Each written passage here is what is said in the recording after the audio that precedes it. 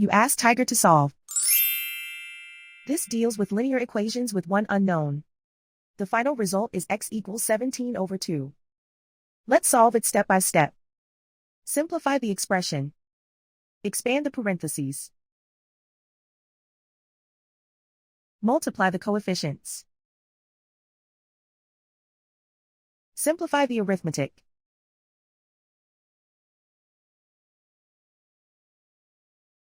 Group like terms. Simplify the arithmetic. Group all x terms on the left side of the equation. Subtract 16x from both sides. Group like terms. Simplify the arithmetic. Group like terms.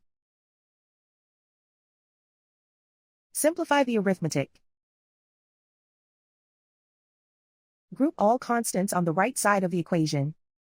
Subtract 10 from both sides. Simplify the arithmetic.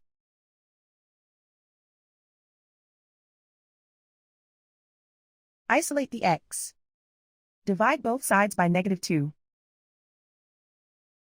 Cancel out the negatives.